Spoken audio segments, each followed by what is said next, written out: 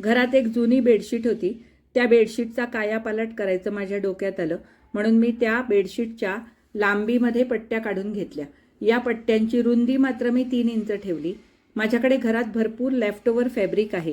त्या फॅब्रिकमधनं मी जशा मला मिळाल्या तशा पट्ट्या काढल्या. फक्त त्या पट्ट्या काढताना मी एकच बघितलं की या पट्ट्यांची जी रुंदी आहे ती बेडशीटची पट्टी कव्हर होईल अशा पद्धतीची त्याची रुंदी आहे ठेवली पाहिजे. जिथे ती कमी पडली तिथे मी ते कट करून घेतलं आणि अशा मी त्या जोडत गेले. लांबी मात्र मी कुठेही त्या पट्ट्यांची मोजली नाही.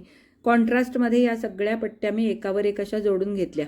पहिली पट्टी जोडताना उलटी ठेवायची, ती सुलट करायची, पुन्हा त्याच्यावर दुसरी पट्टी जोडायची, ती सुलट करायची. असं करून जोडत मी संपूर्ण पट्टी कव्हर केली. फक्त मी एक बघितलं की जिथे मी दुसरी पट्टी जोडेन त्यावेळेला ती शक्यतो कॉन्ट्रास्टमध्ये असली पाहिजे. इथे तुम्ही आता बघू शकता ज्या कमी रुंदीच्या होत्या त्या मी आडव्या पट्ट्या जोडल्या आणि आडव्या पट्ट्या जोडल्यामुळे काय झालं की तिथे मध्ये छोटासा एक वेगळा पॅच आला, पण त्यामुळे सुद्धा त्याला एक छान असा गेटअप आला. आणि अशा प्रकारे या 16ही पट्ट्या मी जोडून घेतल्या.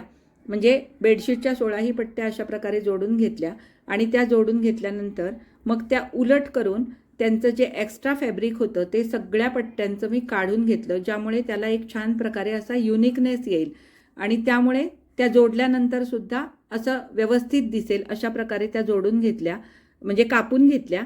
आणि त्यानंतर मग मी अर्धा इंच मार्जिन सोडून त्या सगळ्या पट्ट्या एकमेकांना व्यवस्थित जोडून घेतल्या. अर्धा इंच मार्जिन अशासाठी ठेवलं की कुठेही आपली जर एखादी लेफ्टओव्हर फॅब्रिकची पट्टी जर जोडायची सुटून गेली असेल तर ती कव्हर व्हावी, या हेतूने मी अर्धा इंच मार्जिन ठेवून या सगळ्या पट्ट्या जोडून घेतल्या. इथे तुम्ही बघू शकता किती छान प्रकारे हे क्विल्ट तयार झालेलं आहे आणि याला छान गेटअप आलेला आहे.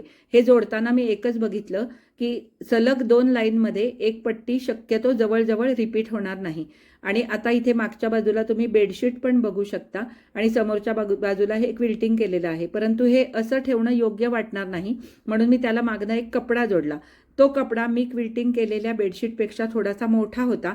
माझ्या घरात कपडा होता म्हणून मी कपडा जोडला. तुमच्याकडे साडी असेल तर तुम्ही साडी किंवा कुठलाही वेगळा कपडा याला जोडू शकता. तो कपडा ठेवून त्याच्यावर ही बरोबर ॲडजस्ट केली मी बेडशीट आणि बाजूनी कमीत कमी 4ही बाजूनी 2-2 इंच 3-3 इंच जागा शिल्लक राहील अशा पद्धतीने ग्लू लावून मी ती सगळी चिकटवून घेतली आणि त्याच खालच्या कपड्याचा याला मी 4ही बाजूनी गोठ वळवून घेतला. गोठ लावल्यामुळे याला एक छान गेटअप आला. अशा प्रकारे हे बेडशीट तुम्ही सुद्धा बनवून दिवाणावर घालू शकता किंवा पाहुण्यांना अंथरायला देऊ शकता. याचा संपूर्ण व्हिडिओ माझ्या चॅनलवर अपलोड आहे, तो तुम्ही नक्की जाऊन बघा. थँक्यू.